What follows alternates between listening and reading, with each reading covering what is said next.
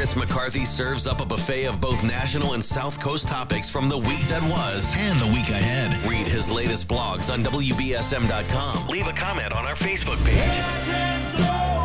Or join the show by calling 508-996-0500. Now, here's the host of Sunday Brunch, Chris McCarthy.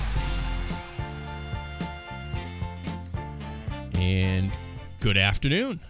This is Chris McCarthy. You're listening to Sunday Brunch. You can join us here at 508-996-0500. I have in studio Aaron Burke, a member of the Board of Selectmen in Lakeville and an attorney. Good afternoon, Aaron. Thanks for joining us. Thank you, Chris. Appreciate being here. Despite what Ferris said, this is going to be a good and interesting hour. I know it. I love that you get pigeonholed and written off immediately based on your current profession and or involvement in the local scene relative to trying to improve the quality of your life in your town. Right. Get engaged, get involved, folks, and someone will cast you aside as worthless. It's a great position. That's without ever talking to or meeting that person, right, or having any discussion with them. The fact that you spent years going through law school, well, first getting your bachelor's degree, then going to law school, and then passing the tests and building up a practice, and then getting yourself elected to multiple, that all therefore makes you bad. Right. All that hard work and determination, really, as motivated by my passion and love for democracy in this country, and that's cast aside is worthless. Yeah. You're actually part of the problem. I am. You know who else? I'm actually happy to be part of the problem. Do you know who else had a law degree and was involved in local government? Thomas Jefferson. Right. James Madison. Right. Yeah. Paul Walsh. No, there's been a lot of very, very good people. John Mitchell. And, of course, Aaron Burke. So, Aaron, we have you in here. You have an election going on Monday in Lakeville, in Freetown. You're not up this year. No. It's uncontested with the exception of the school committee, which at first glance doesn't seem really like that much of a big deal, but really with schools comprising up to 60% of the town's budget, it really is a big deal. And I think if anybody is involved in local politics, they know that keeping a handle on school spending is important. Providing quality services to the community is obviously important. And you have kids in school. Absolutely, yeah. Absolutely. But there's two incumbents and one challenger. So there's three in the race, and there's 2 seats. So the top 2 vote getters will move forward, and they're all based in Freetown. But because Freetown and Lakeville are regionalized, Lakeville voters vote for Freetown school committee candidates. And Freetown votes for Lakeville. Correct. There's 4 seats from each town, so there's 8 total, because 4 and 4 is 8. That's correct. Yes. Public schools and law school folks. See, Ferris, it was worth it. All right, but here's something interesting to me. I actually don't read books, though, in case Ferris is wondering. So I could not debate the merits of an Ann Coulter book. He's kidding, folks. He does read books. All right, here's something that it jumped right out at me. And I must admit, having formerly lived in Freetown and, of course, grew up in the Freetown-Lakeville schools, and having been elected official in Freetown at one time, but I don't live there anymore, and I don't pay as much attention to it as I should. I mean, I watch, what you're doing, but just, and I watch what Mitzi's doing, of course, your colleague on there, who yep. I think could be governor of the state. Don't you think at some point, if Mitzi could be governor? Yeah, she's really the type of person that could do anything she set her mind to, I think. She's really focused, very smart, very focused, very good at the mechanics of things, and a hard worker. Unfortunately, she's an elected official, so we have to discount her opinion, though. Right, no. And she has I think she's a CPA, and that's that's got to be as bad as being a lawyer. It's worse. You know why? Why? The difference between a CPA and a lawyer is that the CPAs don't realize they're not funny. Ah. The lawyers know they're not funny. They know. They still tell jokes like that. Yeah, right. So. Well, you're going to get that all hour, folks, here. We have Aaron Burke in studio. You can join us at 508-996-0500. But just to be serious here for a moment, if we can, this race in Freetown jumped right out of me. I'm looking at the New Bedford Standard Times article of Thursday, March 30th, written by Tom Mason, contributing writer. And it's got profiles of the 3 candidates. You have the challenger, David Beard, You have incumbent Derek Grasha. Yep. All right. And Robert Clark, who's an incumbent as well. I know Bob. I know Dave. I don't think I know Derek, but I could know Derek. Here's the thing. Derek's on the school committee. His wife teaches in the Freetown Public Schools. In the district, correct. They mentioned it here in the article. David Beard brings this up, says he's got an issue with it because Mr. Grasha can't vote on the budget. But right, so Derek's line has always been that he can't vote on the line item specific to the salaries, okay, which of course is 80% of the school budget. So right. Sit on the sidelines for the most important vote. He also obviously can't negotiate the teachers' contracts. Right. I mean, policy and procedures. Right. Right. He also, in my opinion, probably shouldn't be reviewing the performance of the superintendent, nor should he be hiring or firing the superintendent, because there's all these overlaps. And in the way the conflict of interest law works, there is a caveat to it where if there's the appearance of a conflict, then there's a conflict. And you can get around that by filing disclosures with, in the case of an elected official, the disclosures go to the Ethics Commission anytime these circumstances arise. And maybe Derek's doing that. I'm not going to assume he isn't doing that. Right. But, you know, it begs the question if and personally, I think Derek adds value to that committee from his perspective. I mean, he's a thoughtful guy, and you know, no slight against him personally. He's an accountant, does accounting work, yeah. Right. So, you know, so I appreciate that angle, but I think that, you know, the fact that he's got to sit out is unfortunate, because you're not getting all the votes you should on that stuff. And if you have a candidate that doesn't have those issues, you know, my opinion is you should give him a shot at it. That candidate is better qualified, not necessarily better qualified, but he doesn't have the appearance of a conflict. It's an odd situation. I have talked about this with many people since reading the article, because I've never seen a district where a member of the school committee's wife worked specifically in the same district for them.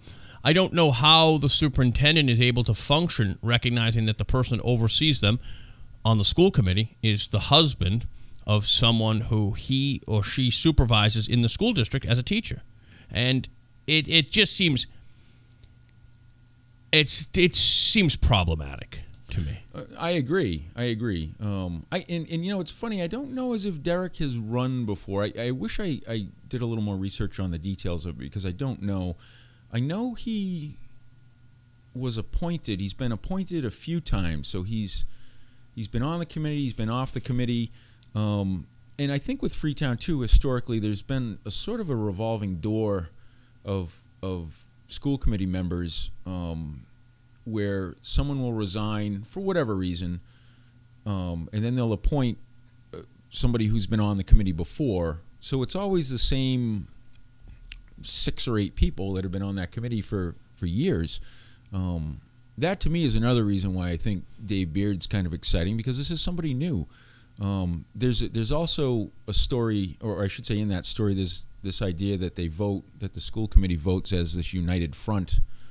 Right. Which I think is ironic, because, God, you know, we're going to suppress new ideas. We're not going to allow somebody to come in and have a rigorous, meaningful debate on any issue. We're just going to assume, much like Ferris assumed that I had no value. Right. We're going to assume a new candidate getting involved in their local town government has nothing new to offer. We're experts. We've heard it all. We've seen it all.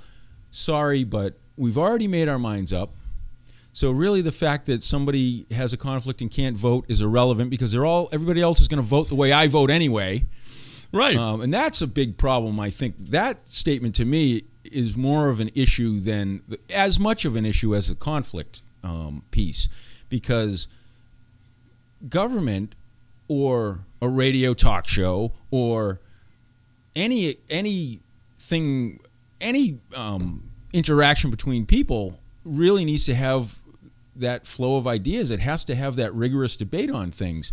That's how you build consensus politically. That's how you get places, and that's how everybody feels like they were part of the solution. And you get best practices.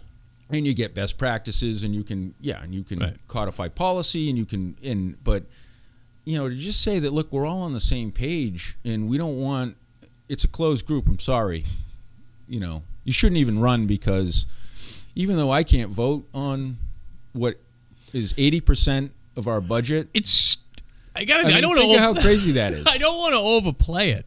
I don't want to, but it's real, like, Soviet bloc thinking. It's un-American, right? I mean, don't dare worry. I say, right? Don't worry.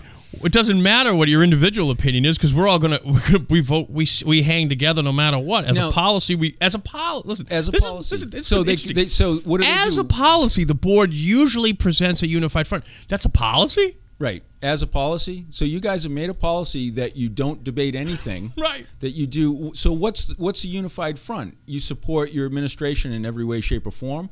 Well, is that again, like there's the appearance of conflict with that. Is like, why do you support the superintendent unabated? Right. And again, I shouldn't even imply that I believe that that's the case, that I think that they're up to no good. Well, this because is a quote, though. It's his quote, not he mine. said right. it. He said, "Sir, he can't vote on teacher contract issues within the budget, but he can vote on different line items and budget once the teacher salaries are stripped out. As a policy, as you point out, that's 80%. So he can vote on what? The pencils, right? Textbooks, light bulbs, yep, Chromebooks. As a policy." His quote, this is in quotations. This is Tom Mason's article in the Standard Times. As a policy, the board usually presents a unified front, so I don't think it impacts my ability to serve. That's a stunning statement, as you point out. But the conflict of interest. So the challenger is David Beard, who was a teacher. I think this is interesting. He was a teacher at one time. He's now in the private sector. Yes. And of course, I haven't seen Dave in a while, but I grew up with Dave as you did. So I think the irony too is that Dave probably agrees with the existing school committee. I don't know this for a fact, but I would assume he agrees with I don't know, maybe 70 or 80% of what they think too. So he better. It's a policy. Yeah, right. He better agree 100% if he's elected, or they just won't recognize his vote. Mr. Beard abstains again from the vote. Let the record show that Mr. Beard abstained once again. Mr. Beard, who's actually not allowed in the room, he's banging on the window. Right. As a policy, yeah.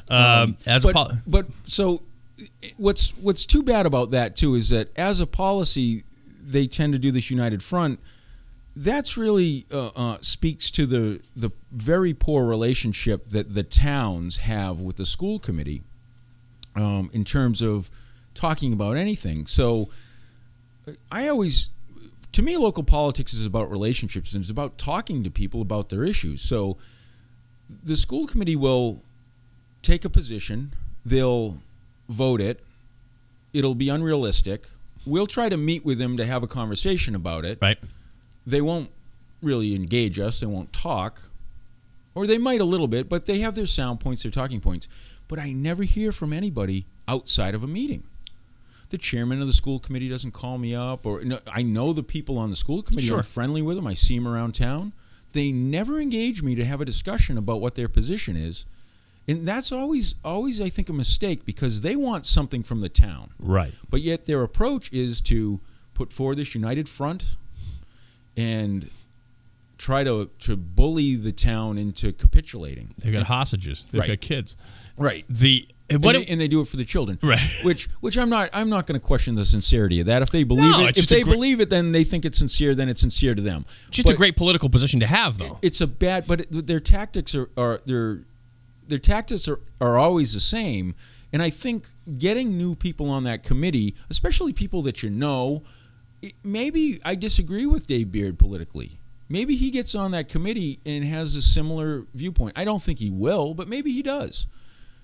At least he's going to engage me and try to have a communication with me about it, and we'll try to find common ground. It won't be, we're going to cross our arms and stamp our feet, and we're not going to have any sort of dialogue or debate about it. By the way, Aaron Burke just acted that out. So for those of you who want to check this out later on YouTube, you can. He just did a cross my arms and a stamp my feet here in the studio. Yeah, Aaron, I was holding my breath too.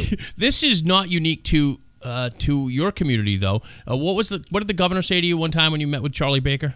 Yeah, so Charlie Baker was running for governor. He wasn't yet the governor, and he was speaking in Plymouth to the Plymouth Chamber of Commerce, and he was there as a candidate, and I said, geez, I want to go talk to him because I knew he was a selectman.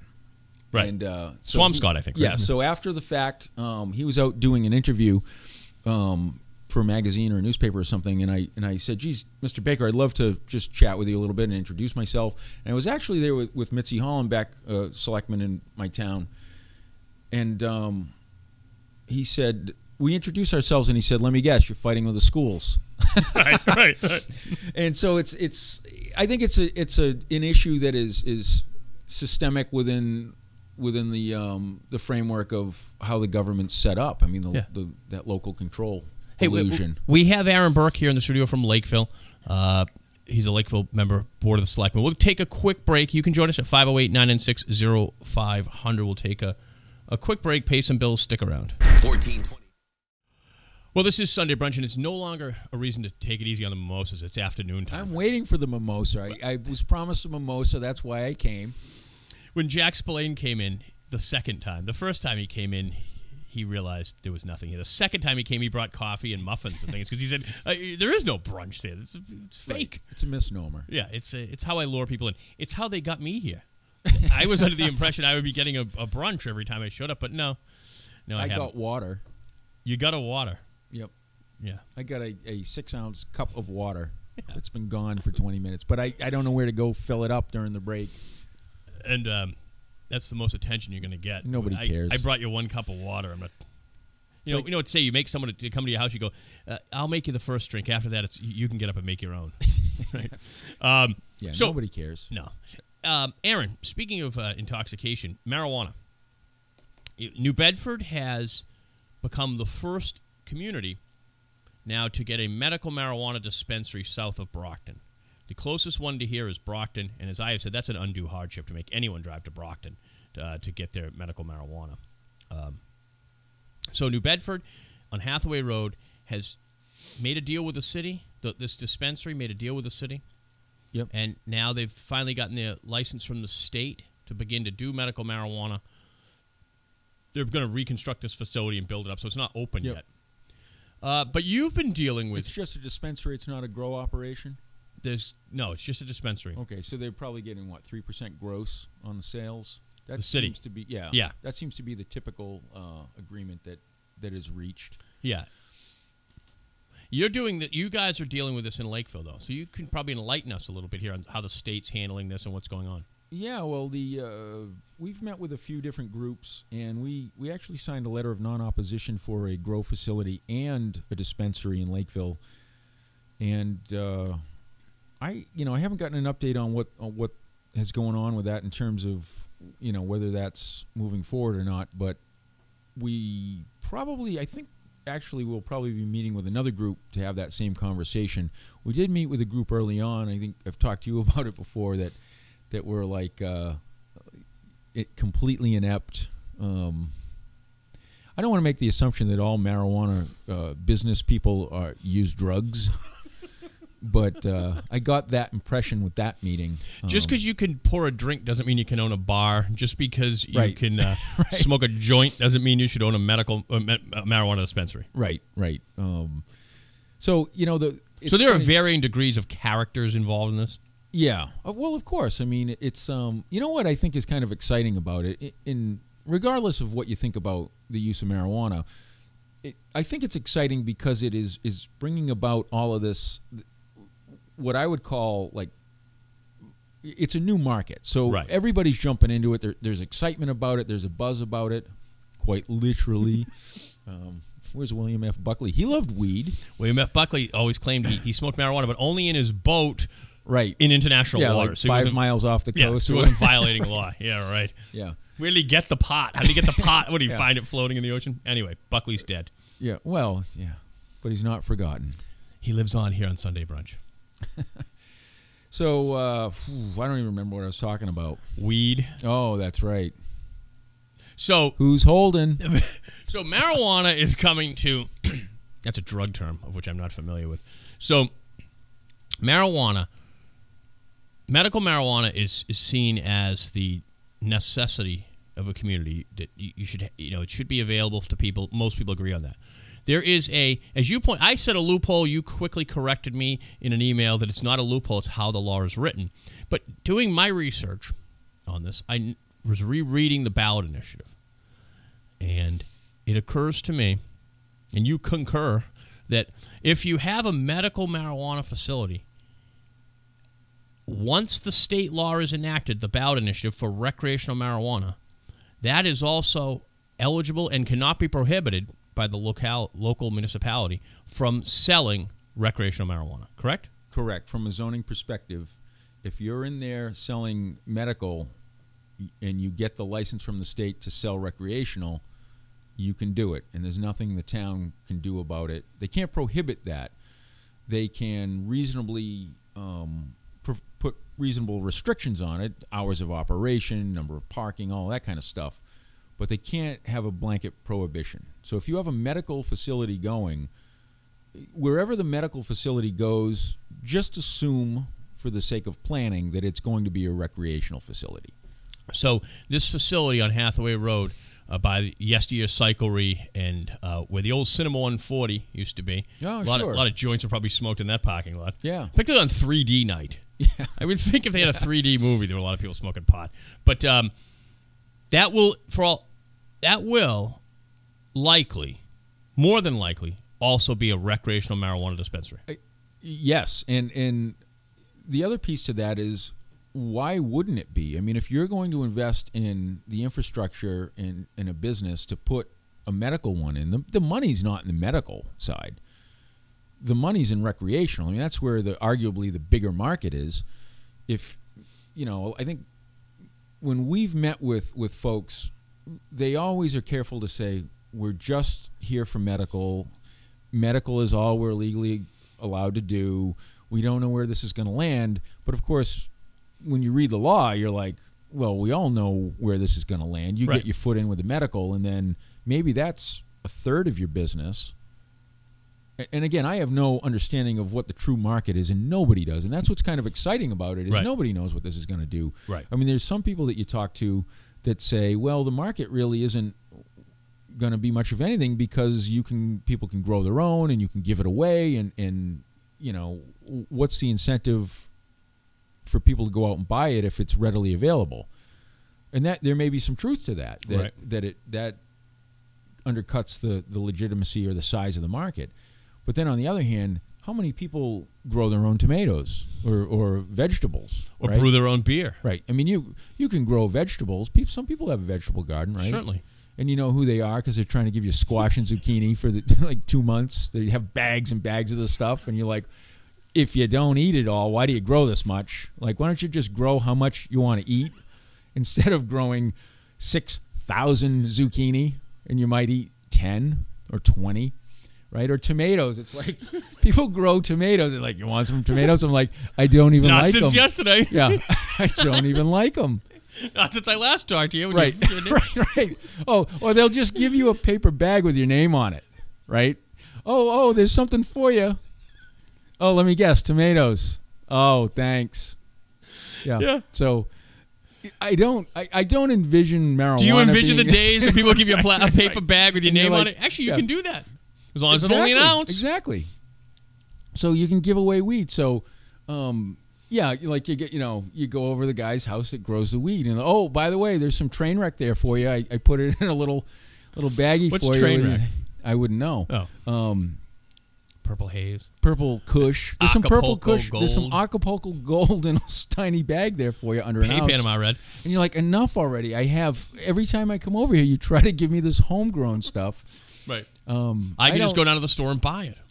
Well, no, but why would you? Your point is people just go to the store and buy it. But no, why would you? Why would anybody? Right. I mean, in my world, I like to do stuff. So He's a car racer, folks. We'll get to that in a minute. I would rather grow. If I wanted to smoke pot, I'd rather grow it myself and get into that. I mean, it would be a hobby, right? And I think that for not a lot of people, but for a segment of the people that use weed, they've probably already been doing this anyway. Right. The people have been growing marijuana already, regardless of the law. Because if you could get it illegally for about the same cost as, or it'll be cheaper illegally because there'll be no taxes on it. Yeah. Plus, what is it? I mean, what's the incentive to buy it legally? Unless you have no guy, but everybody's got a guy that uses weed because that's how it's survived all this time. Right.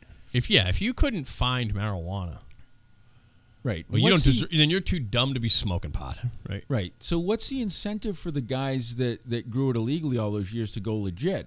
Well, it's to give some legitimacy so that they don't have to go to prison. Right. It's a big letdown of life. Go to prison. Right.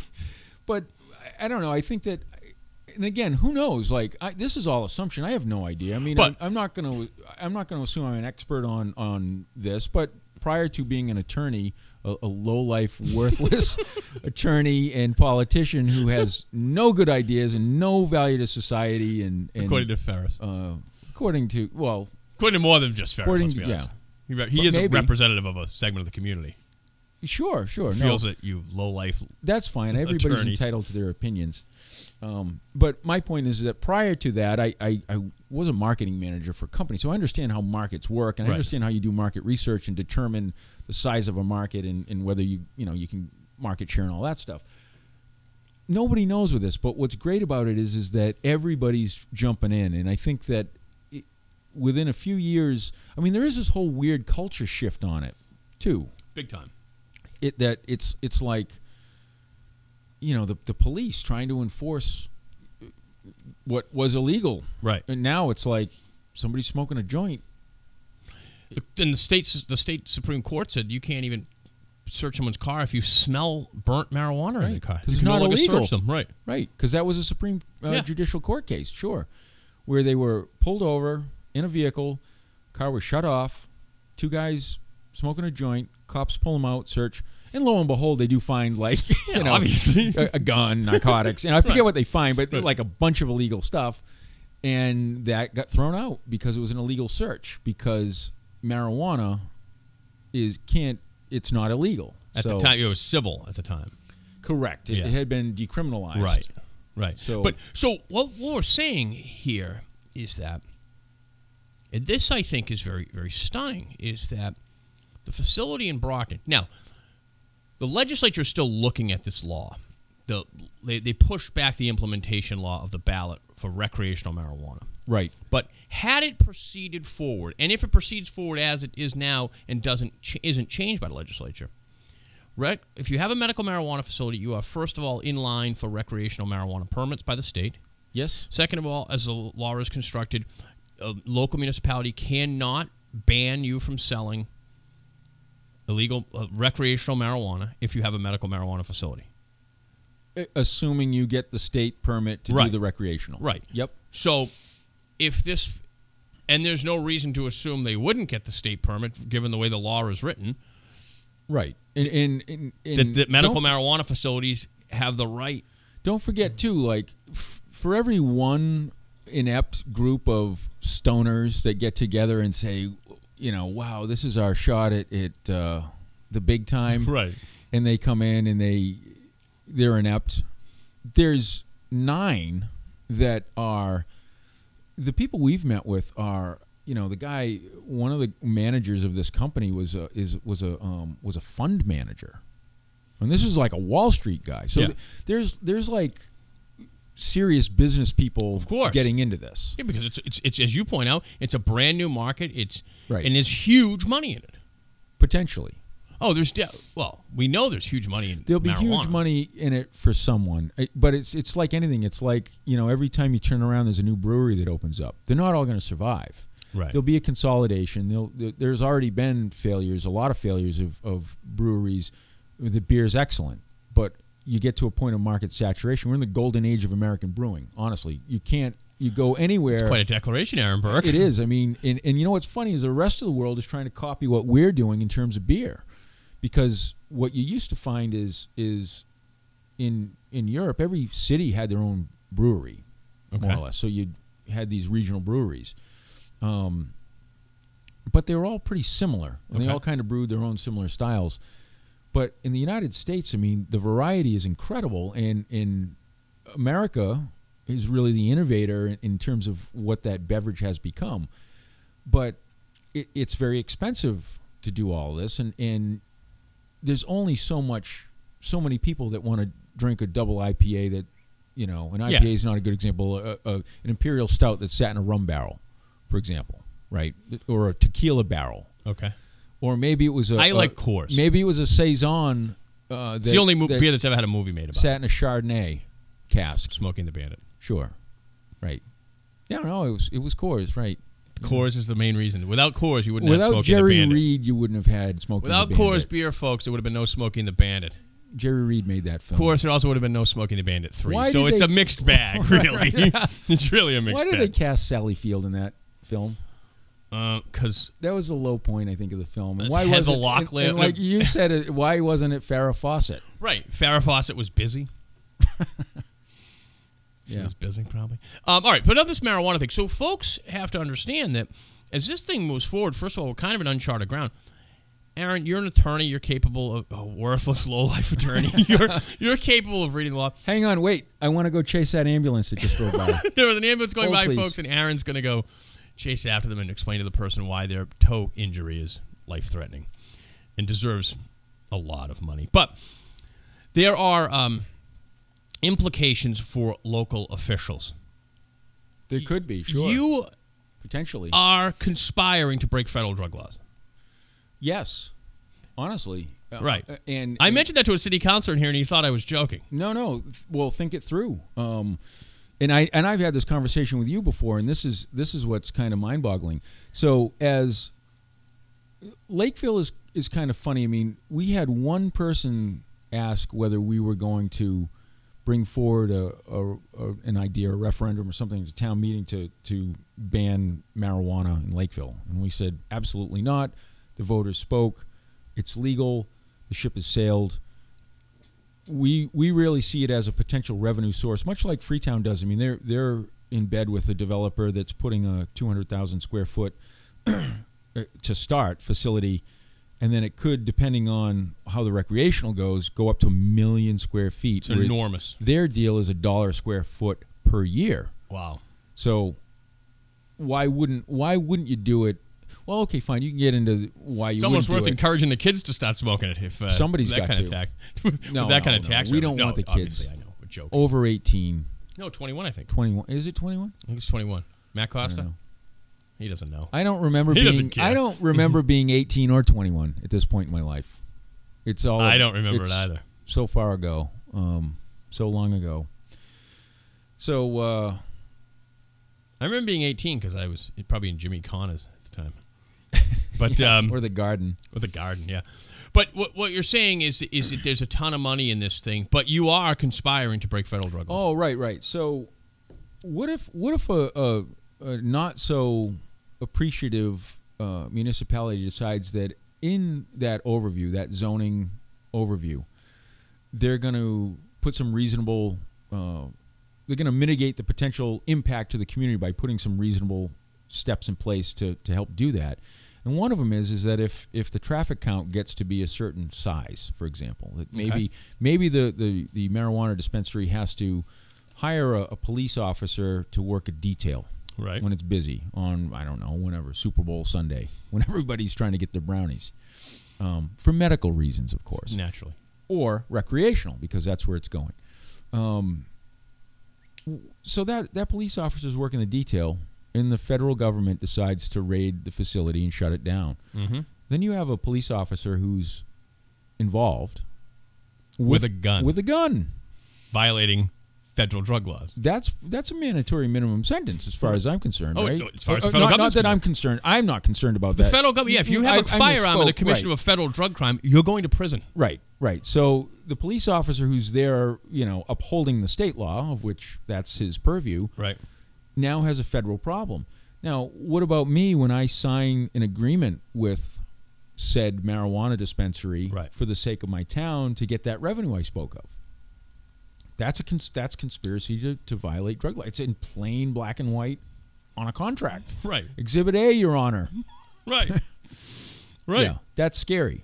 But you're willing to dive in anyway. Well, yeah, because it's you roll your dice as you take your chances. No. I mean, I really believe to a certain degree it comes down to states' rights and in versus federal sovereignty and all that stuff. And I think that, not to get too Madisonian when we go back to the Thomas Jefferson. I don't want to dust off my Federalist papers, but to I don't have to dust mine off. They never gather dust. Yeah. Anyway, but what you're saying is no. You believe in the legality of the law, your position, and if this is the risk, you're taking it. Right. Because I think that, again, in Massachusetts, the voters decided that this is what they wanted to do. Is it the role of the government, the federal government, to, I don't know. I think that, again, like this is probably analogous to the school committee and the selectmen not getting along to a certain degree. I mean, there's all of these different positions that people take politically or groups take politically, and it's all done for the sake of political power. So there's all of this grandstanding to the public, and it's all, they're all courting votes. But the reality of the situation is that it doesn't necessarily have to be that way, and the federal government doesn't need to enforce this. Right, but they might. We're talking with Aaron Burke, who's a selectman in Lakeville and also an awful, rotten lawyer. I'm a rotten soul. He's a bad man. He's a lawyer. But we'll take a quick break and we'll be right back. Aaron Burke in studio, who is a selectman in Lakeville and also just a bad person, miserable soul, went to law school, got a law education. He's now a practicing attorney, and we know what that means. It makes him a despicable person. Speaking of despicable people, we have a rally coming up, Drain the Swamp. It's time to drain the swamp here in Massachusetts. If you're tired of the same old people in state voting the same way, picking the pockets of the taxpayers, enough is enough. Join us Friday, April 7th, as we rally in front of the New Bedford Free Public Library on Pleasant Street. Howie Carr kicks off our Drain the Massachusetts Swamp rally at noontime, followed by appearances from state reps Jeff Deal, Kiko Oral, that's Lakeville, Shauna O'Connell, and Sheriff Tom Hodgson. Join Phil, Barry, Brian, Ken Pittman, downtown New Bedford Friday. That's this Friday, April 7th at noontime. Aaron. It's Keiko. Keiko Oral? Yeah, like Seiko, like the watch, Keiko. And she's on the Republican National State Committee as well. Aaron, you do other things besides politics and the other criminal things you do as an attorney. Actually, you do real estate law. You don't do anything criminal. Try to do anything that undermines the integrity of society. Okay, that's what you feel your role as an attorney is. Everything, as a human being. That's why you're in politics. I try to do everything that undermines the integrity of society. Aaron Burke does a lot of bad things, but one thing he does that is positive. Well, maybe not if you care about the environment. He's now racing cars, or a car. Yes, which is I think is pretty cool. What are you doing? I haven't actually done it yet. I was supposed to do it today, the first time, and they canceled it because where I was going to do it snowed, and the event was canceled. So Autocross, it's something that anybody can get involved in. You don't need a race car. You can use your street car. They classify the vehicles based on the performance of the specific cars. So you race against like-styled vehicles, and it's really about you as a driver more so than the performance of the car. So you set up a track with cones and a tarmac or a big open space, and that way if you crash, you're going to hit a cone. You're not going to damage your vehicle. You're not going to... And you do it by yourself, so they time it. So it's all timed laps. Is this sponsored by Nerf? Yeah. Yes. It's not the Winston Cup; it's the Nerf Cup. Yeah. No, but it's pretty neat. So you I mean this, but it's very serious to a point where they have national championships and everything. This is really like racing as light as you can race. It's racing for people with responsibilities. Right. Really. I mean, I like to drive like an idiot, but I'm too old to drive like an idiot. So this is a safe environment where you can do that. And again, if you lose control of the vehicle, you're going to skid into some cones. It doesn't you're not going to die. Right. And where would you have been doing it today? Fort Devens. Okay. They up do in it up. Air, Mass. Yes, yeah.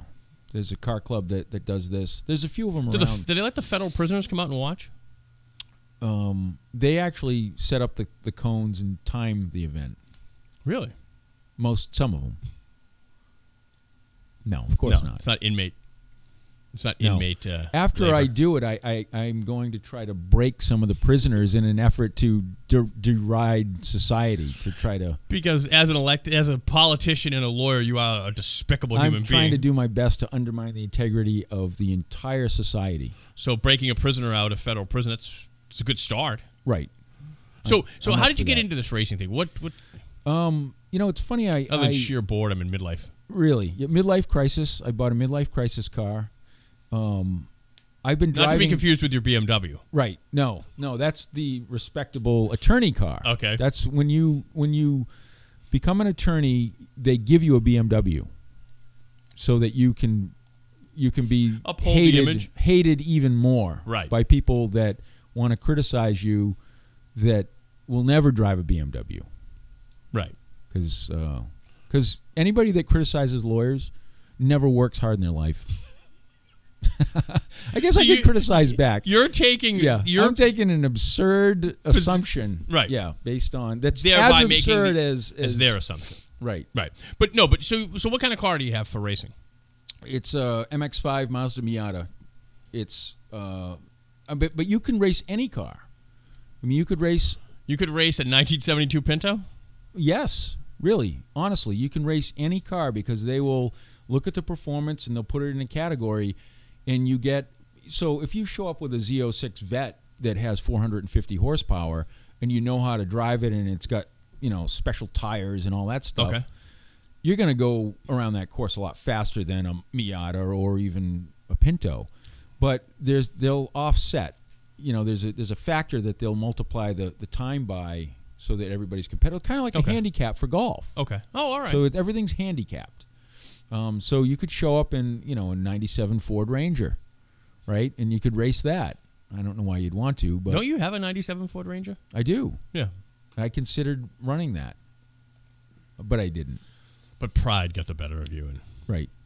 You So it's a great way to get into it. Racing cars obviously is a rich man's sport. I shouldn't say man, but women do it too. It's a rich person's sport. Right.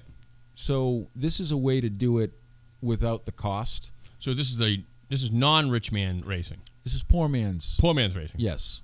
It is. And another great way to do it if you want to get into racing is kart racing. Kart racing is like F1 in Braintree, and there's a K1 facility in Kingston, Massachusetts, at the mall of all places. And those are actually, the K1 is electric. They're electric karts that they have amazing torque. Like an electric car, 0 to 60, the fastest cars that do it are electric because it's just on. Okay. And it's the acceleration is great. But it really teaches you how to read a track and how to find the line and really be fast. And to do that in a little kart, it's the same exact principles in a car. It's a little harder, obviously, in a car to do it because there's more going on and you got to shift and stuff like that. There's a lot more weight transfer with a car. There's a lot more going on with the suspension in the kart. You're just flat plus you're cranking ground. Molly Hatchet. Yes. Yeah. In the car, which you can't do at the track. Yes. In the electric car. No. In the Miata, you're cranking Molly Hatchet, though. Exactly. What is your soundtrack, actually, for racing? Do you have one? I do, Molly Hatchet. Flirting with Disaster? Yes. No. You don't? No, I don't. What about Radar Love by Golden Earring? No, I wouldn't go that classic rock. I think I'd probably do like System of a Down. I'd play maybe that or something a little more contemporary that's a little more high energy. What about to merge the last segment with this segment? What about Eyes of the World or Scarlet Begonia? Yeah, or like something off the Yes Fragile LP. How about the Grateful Dead live from the Providence Civic Center, 1982? like a bootleg tape. Would that no? If I was gonna go Dead, I'd probably go probably something from a decade earlier. The 72 to 75 range for me is a sweet spot. They were young enough to put some energy into the music. I think they performed the music the way they intended. Yeah, you got to deal with Donna Godshaw, taking a leak on all the songs with her horrible singing. But other than that, if you can block that out of your head, you get some great performances. By 82, I think that Jerry was sick, a euphemism. Right. Then he cleaned it up. The again. original opiate crisis, Jerry Garcia. Right. But yeah, I wouldn't listen to that stuff. What about racing a car? So you wouldn't maybe pop in Touch of Grey? No, I absolutely would not. I have that in my car. Yeah. Of course, I have Bruce Springsteen too. And I see your fist. Get out. Hey, 10th Avenue Freeze Out, music you came into. Yeah, you like that? Yeah, that would be good. You could listen to that. Thunder Road would probably be the ultimate, right? Well, a lot of Bruce Springsteen's Badlands would be good. Or that's a good song. Or Darkness on the Edge of Town is all about racing. Pink Slips? The sadness of racing. Losing the pink slip? Now there's rings around my baby's eyes, and she cries herself to sleep at night because he goes out every night racing his car. Which never happened. Bruce never raced a car in his life. Bruce Springsteen... His Harley broke down, and he couldn't get it started, and he had to get rescued. He fell over, he couldn't pick it up. I like Bruce Springsteen quite a bit. But anyway, so this is going to be cool, this racing thing. When's the next race then? Yeah. Or the first race? End of the month. How does your wife feel about it? She's into it. Well, I don't know. I don't think I've even asked her. No, but again, it's racing light, so there's no real way you can. The better question is, how's my insurance agent feel about it? There's really no way you can do anything. Although they do require that you wear a helmet, which is really so that if you lose control, you don't slam your head on the steering wheel. What kind of helmet are you going to go with? You going with the full face, or you going with a... Yeah, I don't want to break my chin or Right. lose a tooth. Right. No, you don't want to lose a tooth. No. Not It'd at be this awful age. to be... Well, Not at your this other age, 'cause fellow I wouldn't- disgusting yeah. lawyers won't have anything to do with you. I'd fit in better with the toothless hag lawyers I hang out with. No, they'd say, "Oh, the defendant, go over there." You'd be treated more as a defendant than as one of the members of the bar with a missing tooth. You'd be surprised how many attorneys are missing teeth and don't get them replaced. I'll tell you a real quick story about a lawyer, and it has to do with driving and breaking the law. I know a lawyer. He had been out one night he may have had one or too many cocktails, and he was coming home. But he was in his community. He was also on the Board of Selectmen. He was a lawyer, though, and it's not you. But you can imagine the despicable type of character it was. So he gets pulled over by his local police department. Yep. And they pull him over. He says, "Don't you know who I am?" No, it's better than that. Which, of course, is an ethics violation. Well, ethics, please, lawyers, politicians, ethics. One of these things is not like the others. So anyway, the police officer approaches the car, puts the window down, and the guy says, who's had a couple of drinks, he says, "Hey, why are you pulling me over? I wasn't speeding. The speed limit here is 50, and I was under the speed limit." And the police officer says, "Look, it's rained earlier. The temperature has now dropped below freezing. We have a serious concern about black ice." And totally straight face, the lawyer says, "Oh, don't get racial about it." Yeah. Really happened. True story. He made it home. He was then sent on his way. Anyway. Scary. Don't get racial about it. Black ice. Right. No, I understood. I would have appreciated a little more yucks from you, but whatever. I was hoping that it was going to be more. I didn't think it was a setup for a joke. I thought that the guy was going to wind up in this cuffs. whole hour has been a setup for that joke. I worked this entire hour for that joke. I heard that story a long time ago. I've been saving it for my audience. I thought Aaron Burke will be my Ed McMahon. You've got to you got to get him out there, though. You do. You got to work it. You got to work the room. If you have even if it's a tiny kernel of a useless joke, you're better off seeing where it goes. I'm perfecting my craft. Right. Perfecting my craft. We're listening here in the remaining minute of Sunday Brunch. I want you folks to have a wonderful afternoon. Aaron Burke, thank you so much for joining us. Oh, thank you. Today. You have an election there on Monday in Lakeville. Our friend Mitzi, your colleague, Mitzi Hollenbeck, will be reelected unanimously because she's got no opponent. And I think that's my next candidate for governor. And we have an election. You have an election in Freetown in Lakeville for the school committee. Yep. We talked about earlier. And you have some other good things going on. Folks, remember, join the rally this Friday with the folks here. Howie Carr, Phil, Barry, Brian, Ken Pittman down at the New Bedford Free Public Library on Pleasant Street. It'll be April 7th, Friday at noontime. Should be really great. Jeff Deal will be there. Keiko Laura will be there. Sean O'Connell will be there. Sheriff Tom Hodgson will be there as well. But Howie Carr kicks it off. The Drain the Massachusetts Swamp Rally at noontime. Are you hitting that too? I think I have a scheduling conflict, unfortunately. But New Bedford's News Talk Station.